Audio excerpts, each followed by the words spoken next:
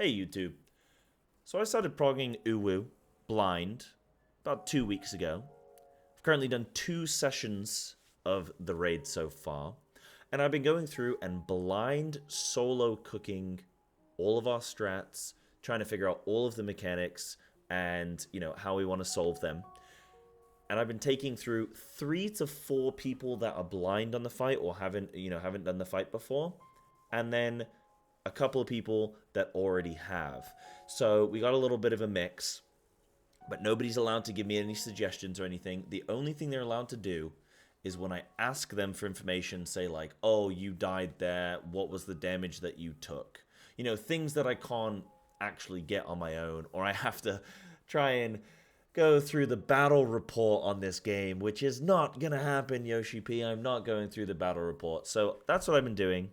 And I wanted to hit you guys with the UWU Weekly Recap, which is not supposed to be an anime title of like UWU. It's supposed to be making fun of myself for my speech impediment I had as a kid, and I accidentally slipped up on stream earlier today and said the UWU Weekly Recap.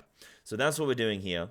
I want to talk you guys through UWU, my experiences so far. Like I say, I've done 2 sessions. We raid every Tuesday, starting at 11 a.m. Japan time. So 11 a.m. Japan time, we start the raid, and we raid for like 6 to 8 hours, 1 day a week. So if you're interested, the VODs are still up on YouTube, so you guys can go check the VODs. The full-length VODs are there. And I just wanted to give you guys the weekly recap for those of you that maybe haven't caught all of the stuff and you want to just see like how we've been progressing. So like I said, we've done 2 sessions so far. So we started with Garuda. And I should probably tell you the point that we finished at. So I have seen Doom and I have seen Woke. That is where I'm currently at. And I have figured out how to solve Garuda's Woke. And I've figured out how to solve Ifrit's Woke. But I don't know how to do Titan yet. So that's where we're currently at after 2 sessions. That's where we're at. So starting the poll, got a few markers down. They'll be relevant in a little bit. But we start with the boss, deal with the slipstream, figured out that the tank has to be the closest person, or the non-active tank has to be the closest person to the group, but it's like a group soak. We then move over to the side as a unit. We have to be aware of these spiny plume, or the spiny plume, and make sure that the off tank is the one that picks that up. And then we are dealing with all of these other satin plumes and DPSing them all down. Careful not to kill the spiny plume yet. We stack as a group, and then we move south. And then we kill the spiny plume before the tank gets 3 stacks of the wind and dies. We then go into... So originally what I did with this mechanic is... So it was really fun progressing this. I know I didn't do a weekly recap for the first week because I didn't think of doing this kind of thing, but here we are now. So what I did originally, so all of that was original strat and like everything that I kind of wanted to do. And we started clearing our wind debuff in this shield because I thought it was kind of like the extreme version of Garuda.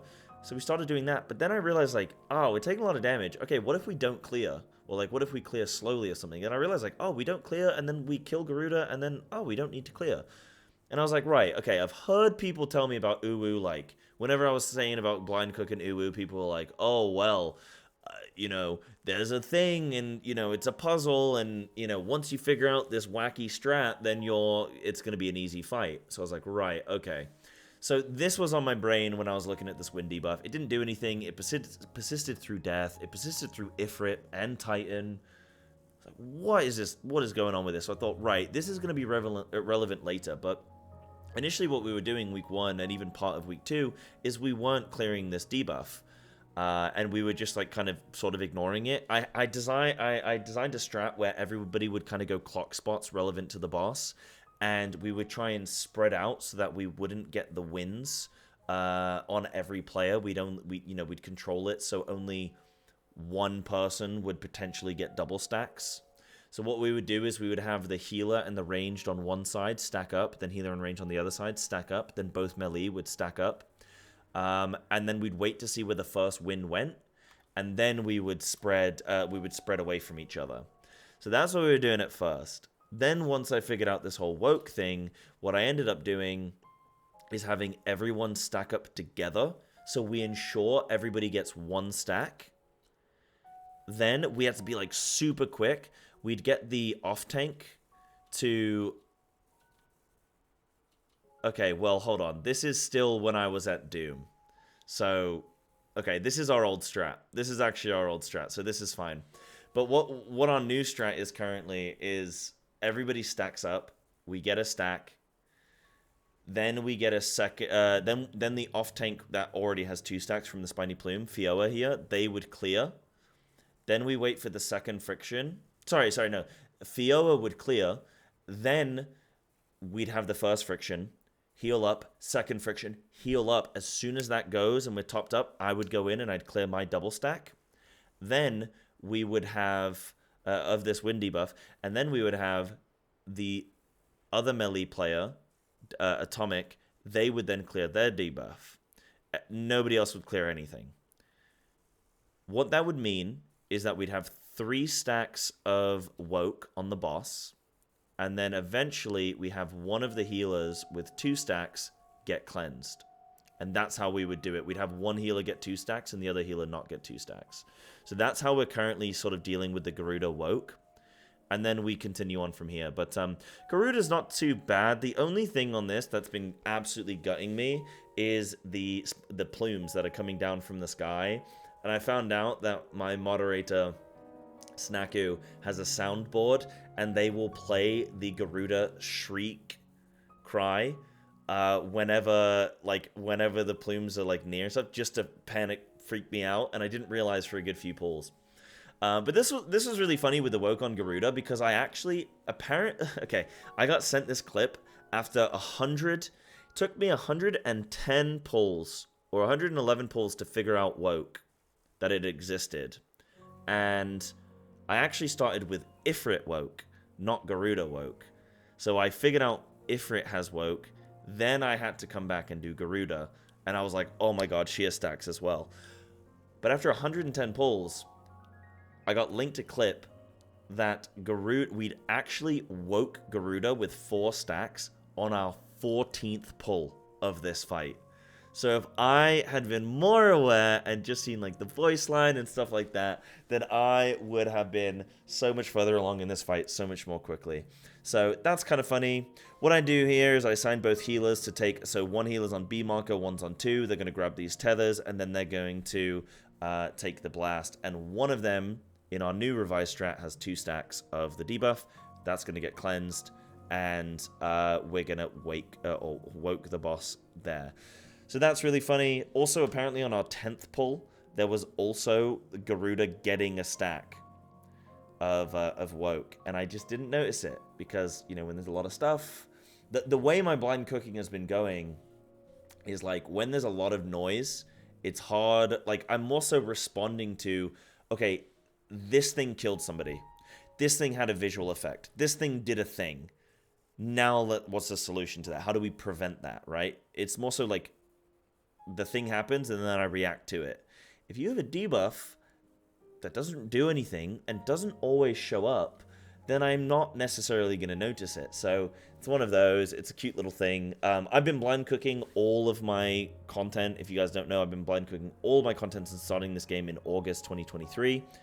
And so I solo blind cook everything. I've done coils, I've done Omega, I've done Alexander, done all the extremes, even alliance raids I can do blind solo cook. I bring people from stream and stuff. So this has been a fun challenge, going into a blind ultimate to solo cook. My experiences are coming from World of Warcraft as well, if you guys aren't aware. So I'm, decent World of Warcraft player and whatnot, and I've been coming into Final Fantasy. So it's been really, really good fun, and I definitely implore you guys to come check it out live. And yeah, let me know as well. I'm thinking of doing I'm going to do a video as well that compares my blind experiences between, right now I'm currently progressing E8S and UWU, both blind solo cook at the exact same time. So we're going to figure out which one dies first. But yeah, that's what we're currently doing.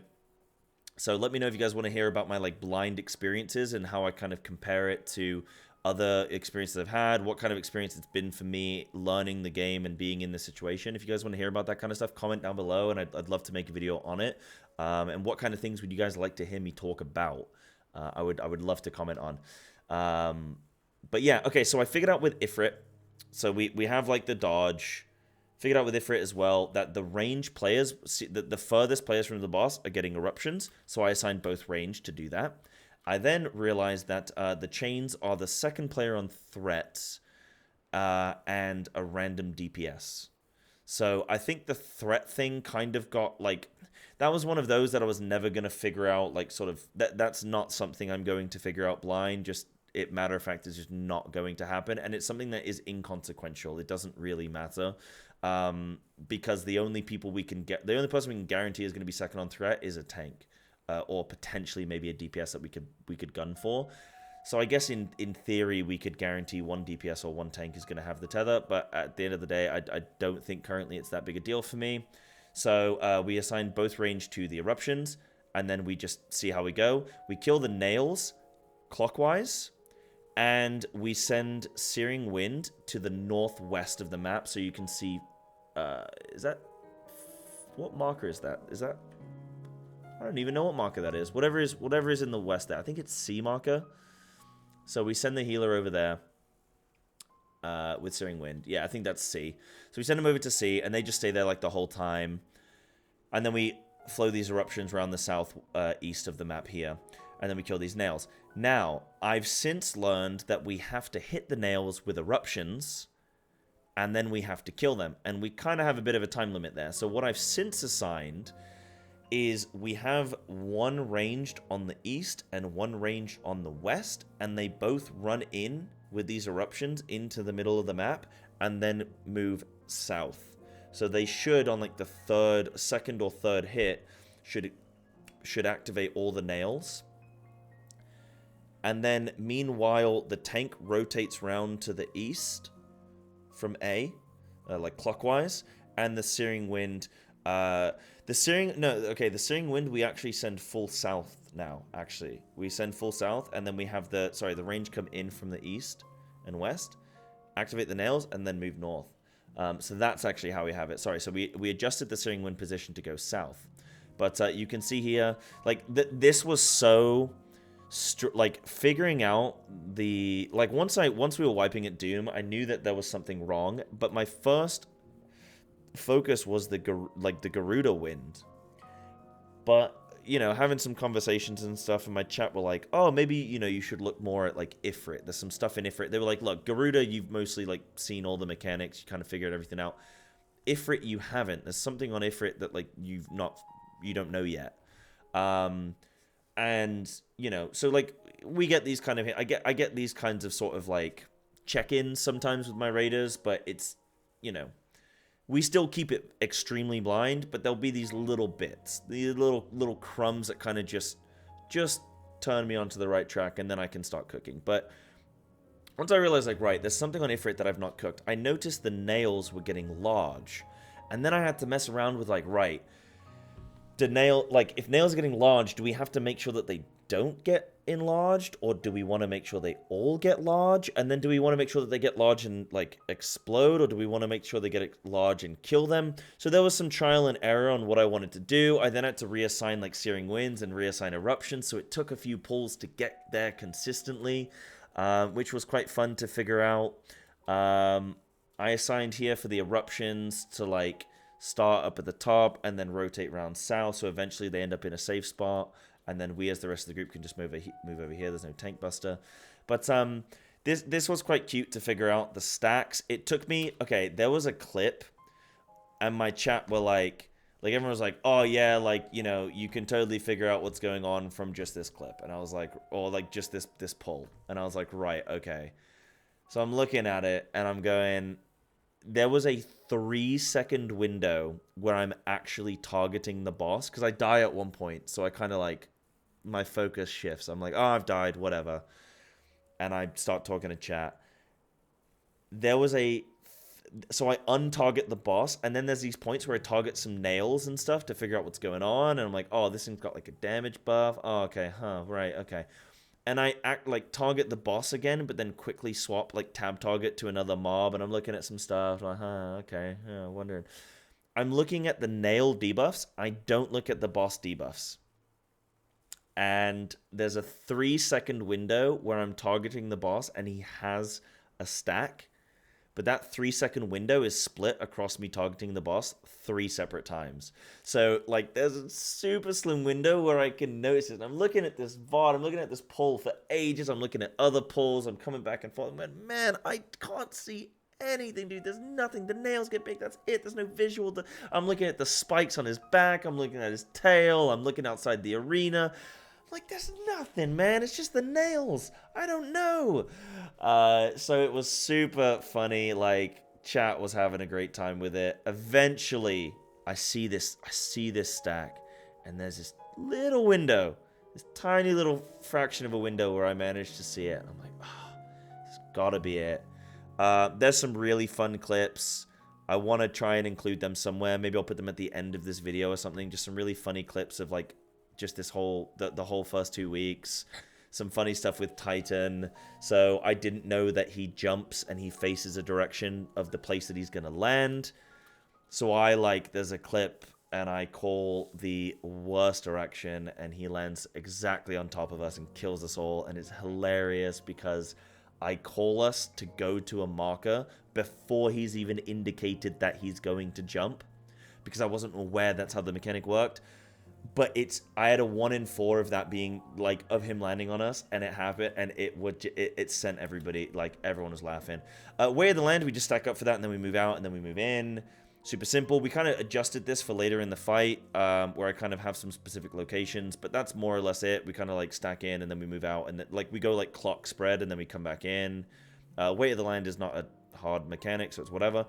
This keeps getting me, bro. I know you guys are going to say I can press V on my keyboard. This keeps getting me. Yes, luckily on this one. Look, wait, hold on. You can even see. I'm going to move my camera over. Watch this. You can see I just did the exact same thing. Look at my little lad. Gonna be me pumping. Yeah, there you go. So that's how happy I was about this. Then we have the landslide, and we have these jails. Now, I'm still not 100% sure how the jail works. I'm pretty sure this meteor explodes, and if you're in proximity of the explosion and you have jail, then that jail will break, which will then cause other jails in proximity of this jail to also break. So that's my current feeling. And I'm also aware that the boss does a cardinal landslide and also sends one in the direction, I thought, of the jails, but actually this looks different. So I might even be wrong about that. Yeah, I thought it's cardinal, but that's intercardinal. He's doing 1 south and then 4 intercardinals, isn't he? Yeah. So maybe I've got that slightly wrong. Oh, and then he adjusts, and then he does cardinals plus an intercardinal. Okay, yeah. So something along those lines. And then, yeah, the jails here, they all break, and they're all, like, stacked roughly on top of each other or near each other. So that's my current cook, is this, like, chain reaction explosion. That's what I've currently got. And then yeah, so Titan is still, I mean, obviously it makes sense that Titan's the one that we're still lagging on a little bit, and it's also the one that's furthest into the fight. It makes the most sense. And then we should hopefully be getting through Doom once we wake all of these bosses. But this is what we're going to be doing on the following Tuesday, the upcoming Tuesday. So I'm really excited. Just bear in mind, by the way, 11 a.m. Japan is probably your guys' like... So 11 a.m. Tuesday for me might be your Monday evening. So keep that in mind if you're from America or from Europe or something, you know, NA in Europe. It'll be your Monday night. So keep that in mind if you do want to tune in live. I start the stream at 9 a.m. Japan, JST. So that, like, Titan's not too bad. Like, Titan, there's not really too much to, like... Weirdly, I get stressed during Titan, but, like, there's not actually too much going on. There's not really too much to, like, comment on. Obviously, I figured out where he jumps to. It's all very self-explanatory. What I will say about, like, UWU and cooking UWU, because I've been progressing Eden, and then I've decided to start doing 1 day a week of UWU, and I've noticed, like, this is an archaic fight. It is they've modernized a fight but kept all of its tradition. And it's like making the fight more like arbitrarily more complex for me because all of the telegraphing is like old telegraphing and just sort of random bits that they had back in the day in ARR to like. This is the first time we reached Doom, by the way. This is the first time. So you can see at the bottom right of my screen, we're 85 pulls in, and I say small planes. That's what we've gotten to. And then I realized that, you know, then this is going to be the pull where we get Doom. But, yeah, maybe I'll talk a little bit more about this. Oh, and I feel good, man. So at first I called for a tank LB3 on this. Okay, so this was the second time we got here, okay? The first time was earlier this day. This was the second time we got here on day 2 of UWU Prague. And I called for like a tank LB3. And I was like, no, that's not going to make sense. What about a caster LB3? Because I note that we have our LB3 here, and it could be relevant. Because I was like freeze framing the explosions, and I was like, nah, these detonates, they're way too big, not going to happen. So I realized that we can cast a LB3 pretty instantaneously, so I felt good about that. And then we get hit by Doom, and it's so funny. Maybe I can actually just play the audio of this. I'm going to put my headphones on for this. Let's just listen in. Hold on. So I get hit by Doom. It's everything. A little bit of it. Hold on. I'm going to do this. Apologies for a little bit of scuffed work, but listen in. Oh, yeah, good. Okay, we're gonna cast that LB3. Whew.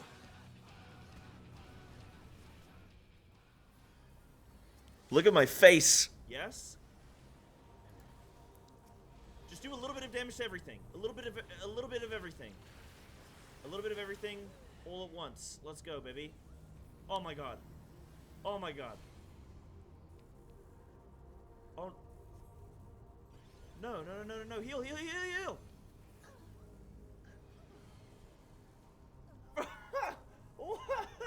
What? Oh. Man, I run my mouth. Oh my god, I run my mouth. So that is the Doom reaction, dude. That is the Doom reaction. And honestly, like, it's been so fun. It's been so fun, dude. Like, it's so funny. I recognize Doom, and I'm like, okay, Doom I think is a heal thing. I think he's gonna drop us low, and then healers have to like spam blast heal. You know, we've got like a few seconds to extend this. That was my first instinct when I saw Doom, and then when I realized, like, no, dude, we can't heal that. Like, that's not happening. We can't heal that. It's quite funny. I just I move on and I go, right, okay, we have to hold on, how many pulls am I on? Yeah, this is when I start realizing, this is when I start stack counting. This is when I start going through the stacks. But yeah, I saw the heal section. I was like, right, okay, it's got to be something else. And then instantly I thought, right, if it's not that, then it's got to be, if it's not healing through it, it's got to be the Garuda buffs. It's got to be that. So that's what I started thinking of. Is the Garuda stacks. And yeah, so that's where we're at. We're cooking right now. Titan, trying to figure out how to wake Titan so that then we can pass that Doom. But then after that, I have literally no clue. I got nothing in the tank. I got no idea where we're going to go from there. I'm assuming Ultima's going to come down, and then we're going to either be contending with Ultima plus all 3 of the primals, or potentially a situation where it's going to be kill Ultima, then have to deal with Ultima plus all the primals, like some kind of combination. But I'm thinking it's going to be a lot of overlapping mechanics, a lot of classic, like, I guess, ultimate stuff. But this has been really fun. This is like my little weekly recap just for you guys. At least it's a quicker version of seeing where we're at if you can't watch a whole 8-hour VOD or 10-hour VOD of raiding. Yeah, this is where we're at. If you guys like this, if you like the UWU weekly recap, then let me know in the comments, and I'll give it some likes and stuff, and I'll know that you guys want one of these each week. I will try and put one out. And try and tune in live. Like I say, the VODs are still up on YouTube. I stream on Twitch and YouTube simultaneously, so you can follow me on YouTube, you can follow me on Twitch. I'll be live on both. And yeah, all the good clips and memes and stuff are there. You can join my Discord. We have a spoiler channel in my Discord, which is linked in the description below. The spoiler channel, I don't enter. So you guys, all of my raiders, everyone in chat that wants to talk about like, oh my god, okay, this is coming up. What are we gonna do? Like yada yada. Or okay, we can't. We have to sandbag here. How are we gonna sandbag? We can't let them know about X, Y, Z. All of that stuff. They send me screenshots after I kill bosses, and they go, "This is what we were talking about at this stage of the fight." So they'll send me stuff after the fact, but I don't go in the spoiler channel. So you guys are more than welcome to go in there, talk with other people, and know that you're not going to get timed out or something on the Twitch stream because you're putting in a bunch of spoilers in the channel. So yeah, but it's really good fun. My kind of synopsis so far between UWU and other content I've done is that UWU it feels like a relic of the past, but also it's been modernized, and it feels really good. It's fast-paced. There's a lot of ways to die. There's a lot of ways to get tripped up, and I like that. This is good. But it definitely feels like old material being reused, which it literally is.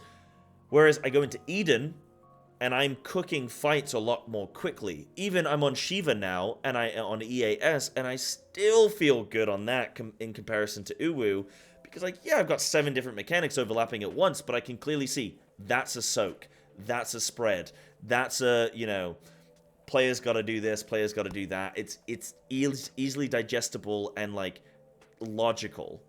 But I'm finding with UWU, it's not always all logical.